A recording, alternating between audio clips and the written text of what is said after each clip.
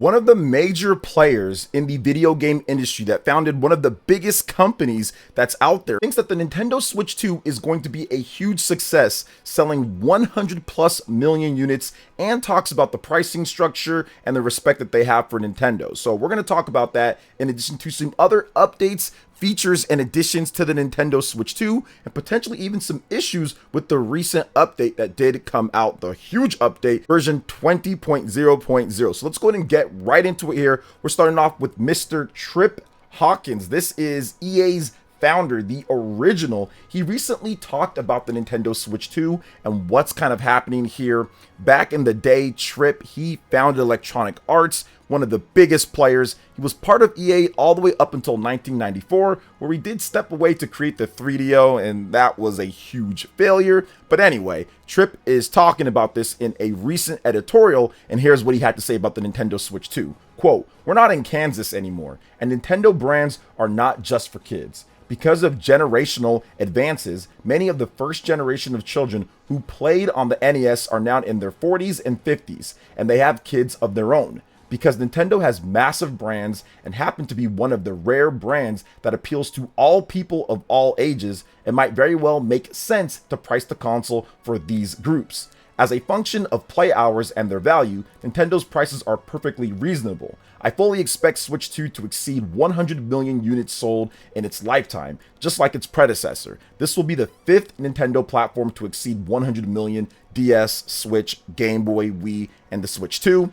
And every one of these has been family oriented. Sony's PS1, PS2, and PS4 are the only others in history to sell this well." So he has a very interesting point here when he talks about various different things with Nintendo. Yes, the people that grew up with the NES back in the day. I grew up with the NES back in the day. I've got kids not at this point. And yeah, that's really where this system is going to be targeted. And even if you look at Nintendo's demographics, most of the people, even about 3 years ago, were in their 20s, early 20s to mid 20s. That was the peak actual fan base with the Nintendo Switch, with the majority of people being in their 20s to mid 30s or so. That's the largest number, and all of those people are still playing their Nintendo Switch for the most part, based off of the data that we do have. And a lot of these people are going to be pre-ordering or already pre-ordered the Nintendo Switch 2 or planning on getting one when they announce that big 3D Mario game or that big Zelda game or Animal Crossing or Super Smash Brothers. And that's what Trip is talking about here. These brands that people have grown up with for decades now at this point, from when they were kids to teenagers. Now they're older and they do have the income in order to get it, in addition to being able to just want something new. We've had the Nintendo Switch for 8 years, and a lot of the audience and base are looking for something different. So I don't like the price hikes when it comes to the Mario Kart world. I've talked about that a million times. Obviously, it's been ran into the ground overall with the drop the price. We've discussed it, so I don't like that. But I do feel that the quality improvement over the Nintendo Switch 1 was the right call, and yeah, it's going to cost a bit more. So I do think that the cost for this system is justified. If you compare it to the Steam Deck LCD model, that's $400. You're getting a dock, you're getting a lot more value with the Nintendo Switch 2 in terms of the unit itself. Now, you can talk about games and eShop sales versus the Steam sales and all of that, but the system itself, in terms of the power, the NVIDIA G-Sync, the VRR, the 120 frames per second screen that it has, in addition to being able to be stronger when docked, the docked play changes where compared to the Steam Deck, it does not. There are a lot of advantages in terms of just making that type of hardware and the price that it's going to take, the power that it does have over it. So I do feel that the 450 price, or the 500 if you want the Mario Kart, is okay overall. I just kind of take issue with some of the stuff when it comes to the Mario Kart World pricing, which once again we've talked about at length here. But yeah, I think that it's going to be another 100 million selling plus system. Some people like to equate it to the Wii U, or say, oh, there might be something like that, or equate it to the GameCube or the N64. But in my opinion, it's silly comparing it to any of those systems, because those systems all had intense competition, not just from other companies, but from within Nintendo, because Nintendo always had a counterpart to those systems: the Game Boy, the GBA, and the Nintendo 3DS. If you look at the Wii U, you look at the GameCube, and you look at the N64, Nintendo now doesn't have to worry about that. They have the home console and the portable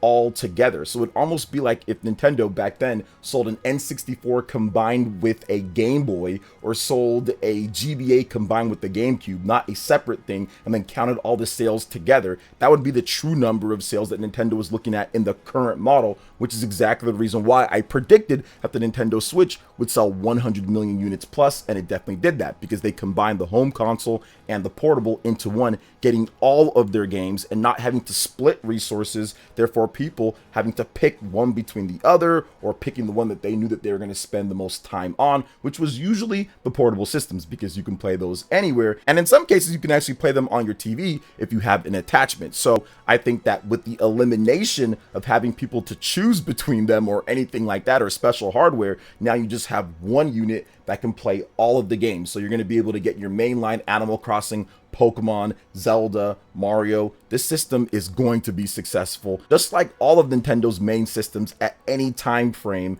have always been. There's just always been something else that has been more popular than like the home consoles sometimes, with the Wii U, 3DS, and the N64, but that's no more at this point. So I definitely see the Nintendo Switch also doing extremely well, but I also see all of you guys that are not subscribed to the channel doing extremely well and hitting that subscribe button. If you haven't already done so, hit that like button, hit that notification bell as well to get my vids as soon as they drop. Now let's go ahead and jump into the next thing here, because we have an update on the Nintendo Switch Joy-Con 2s and the HD Rumble. This is something that Nintendo has not talked about too much overall with HD Rumble, but I do want to let you guys know real quick that the Nintendo Switch 2 Joy-Cons, they have HD Rumble 2. It's not the same type of HD Rumble. The Joy-Cons are now bigger, so Nintendo was able to remodify those HD Rumble motors. They put some smaller, more intricate rumble into there, as well with the Nintendo Switch 2 Pro controllers. So that rumble is going to be advanced and better than the HD Rumble in the Nintendo Switch 1. Now, Nintendo also talked about the improvements of the HD Rumble, saying that they're not going to be as loud as they were with the Nintendo Switch 1. So here's what they had to say recently when talking about the multiplayer party game Everybody Want to Switch. Quote, "The volume of the Joy-Con 2 controller's force feedback vibrations has been reduced compared to the Nintendo Switch Joy-Con controllers, so it may be more difficult to find hidden Joy-Con 2 in the minigame Joy-Con Hide and Seek." So keep that in mind. If you're playing Joy-Con Hide and Seek, you might just forget where it's at because you won't be able to hear it. No, I'm joking. But yeah, this is definitely a good thing. Sometimes that rumble can get pretty loud depending on what game you're playing. There were even sometimes on some games where it would just spaz out and be super loud. They did end up fixing that with bugs with some of the games that it happened on, but I'm definitely happy with the upgrades to HD Rumble and the quieting of that. Anytime that you have like noise from the controllers, or just have that noise in general, as it might be a little bit off-putting to some. So definitely an upgrade over what we saw with the Nintendo Switch 1. But now we're going to move on to the next topic here, and we're going to discuss the recent Nintendo Switch 1 update that gets you ready for the massive launch of the Nintendo Switch 2. But there's a bunch of things that Nintendo added with the version 20.00 update, and that was the virtual game card system, to where it takes all of your digital games and make it to where you can kind of load it like a physical game. You can lend it out to your family that's there locally with it. You can set the system up for game sharing for the Nintendo Switch 2. There is a system transfer protocol. There's a bunch of cool stuff. If you want to go over everything, I have a link in the description below. I made a video on it. But one of the things that's changed that some people feel is a bit of a downgrade is how the sharing works for digital games. Now, one of the big things here is that players are reporting that you cannot play the same video game online on two Nintendo Switch consoles at the same time. So that's something that used to happen before. I've never done it because anytime that I tried to get two games running at the same time, one of the systems had to be in airplane mode in order for that to work. But apparently it worked for other people. I'm not exactly sure, and I promise that's just kind of how it was for me. If I had my two Switch systems, I tried to have one game digital and have my other account, it would say you can't do that, you got to do this or whatever. I never really got into it too much, but apparently there was a way to get that done. But there is one more thing that we have to add here. Maybe the reason why that Nintendo did remove something like this is because the game sharing will still work with the online checked on. So Nintendo is prepping the game sharing to where you're going to be able to play on the Nintendo Switch 2 and then share your game with someone even on the Nintendo Switch 1. We also have a little bit of an update on that too, because my man Jackson Holden, he actually talked about this on Twitter and stated that to use the old system of online checks to play digital games without virtual game cards on a secondary console on Switch, go to user profile icon, user settings, online license settings, and toggle on. So there might still be a way to do it. Some people are still reporting that one system has to not be online, the other system has to be online. So it's a little bit weird overall, but I do think that if you do this method that Jackson says, you should be able to still play the games and have no problem like you did beforehand. But if you want to try out the new system, you can also do that. And if there's more Switches in your household or multiple kids, it actually is pretty cool in terms of lending them out and doing it that way without having to worry about putting your account on that system and then verifying the online and doing it like how I did it before, which I remember doing it and it was completely annoying having to check in online. But now you don't actually have to do that once you've already verified it once, and you can just lend the game. So I don't know. Once again, there's some positive, there's some negative, but it depends on how you used the system before. So what I would love is for anybody that used to use the old system and somehow got it to work online with 2 games at the same time and it wasn't in airplane mode and people could set it up however you got it done. Let me know if this update messed that up for you. And if you're enjoying this new update or if you feel that it's better, let me know about that as well in the comment section below.